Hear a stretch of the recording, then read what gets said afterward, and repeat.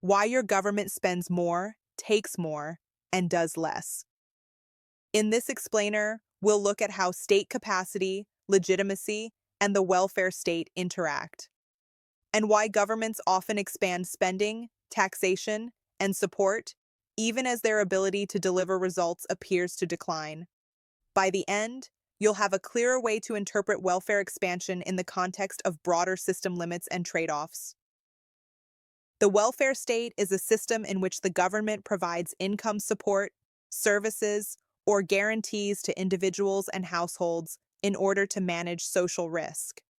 These supports can include pensions, unemployment benefits, healthcare, housing support, and income transfers.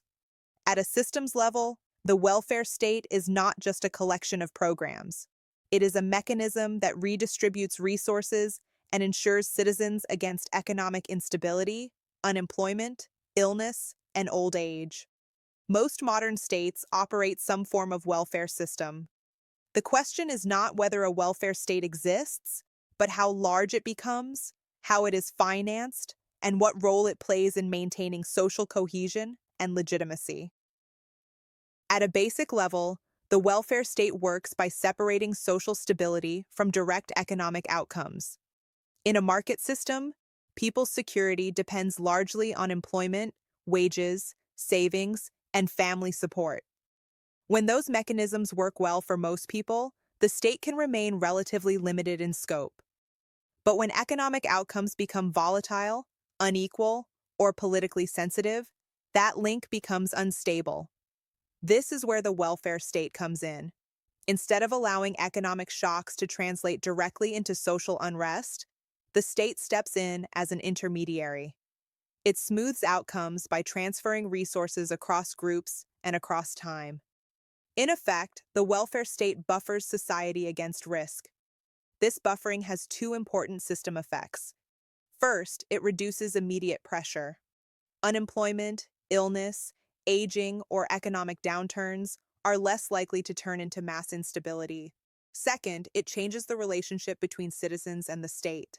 People are no longer connected to the system only through laws and taxes, but also through benefits, guarantees, and support. Over time, this makes the state a central organizer of social security, not just a regulator of behavior. The welfare state, therefore, does more than redistribute money.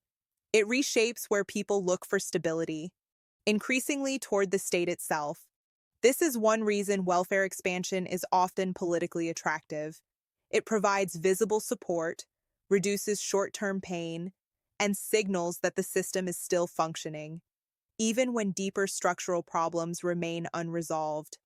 Historically, welfare systems tend to expand during periods of economic and social stress, both automatically, as unemployment and need increase, and deliberately, as governments respond to instability.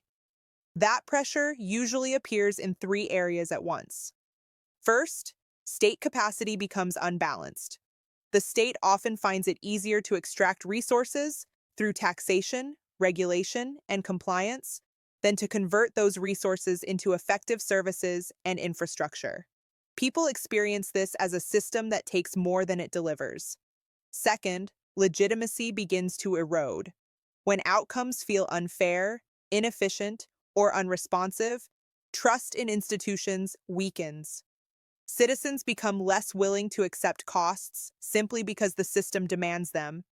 At that point, governments face a problem. They still need social stability, but they can no longer rely on performance or trust alone. This is where welfare expansion becomes a system response. By increasing transfers, guarantees, and support, the state compensates for declining legitimacy. Material support substitutes for confidence. Cohesion is maintained not because the system is trusted, but because it is providing protection. But this creates a feedback loop. Expanding welfare requires more extraction, higher taxes, broader bases, and greater administrative reach. That additional extraction can further strain legitimacy and capacity. When direct extraction reaches political or economic limits, the system increasingly turns to debt instead. Debt allows the state to maintain support in the present, by shifting costs into the future. Over time, sustained borrowing places pressure on the monetary system. This can contribute to inflationary effects.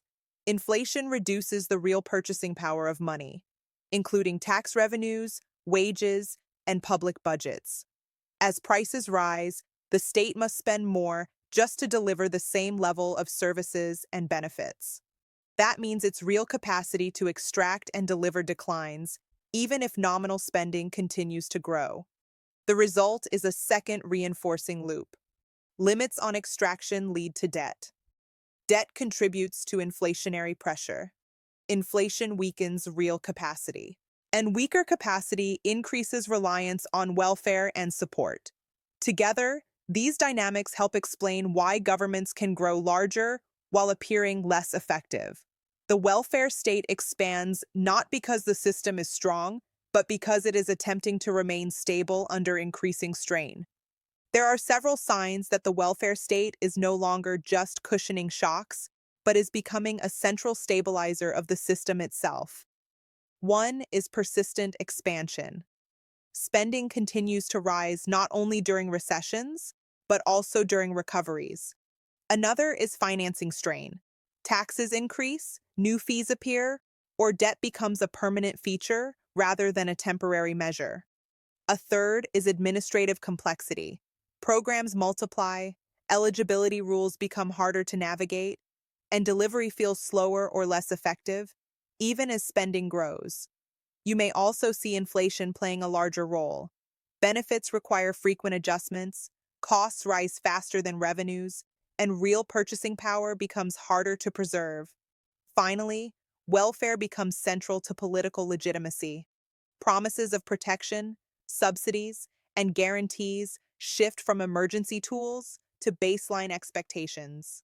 Taken together, these signals suggest the welfare state is compensating for deeper system imbalances. Before we continue, if you think this is valuable, please like. It helps share it with others. Subscribe so we stay informed together. The welfare state is often discussed as a moral or ideological choice. From a systems perspective, it plays a different role. It is what happens when states attempt to preserve social stability in the face of declining capacity, rising expectations, and weakening trust. That does not make the welfare state inherently good or bad. In late cycle systems, welfare is not just support. It becomes a primary tool for maintaining stability, compensating for weaknesses elsewhere in the system. That compensation can reduce poverty and social risk in the short term, even as it creates long-term pressures on capacity and legitimacy. So the real question isn't whether welfare should exist. It's whether the system is becoming increasingly dependent on redistribution, debt, and inflation to maintain stability, instead of restoring capacity, performance, and trust. Do you see that dependency growing where you live or shrinking? This episode connects directly to state capacity, legitimacy, extraction, debt cycles, and inflation across this series. Find the full TNBC Explainers course and overview in the description. This is TNBC Explainers, understanding how the world actually works.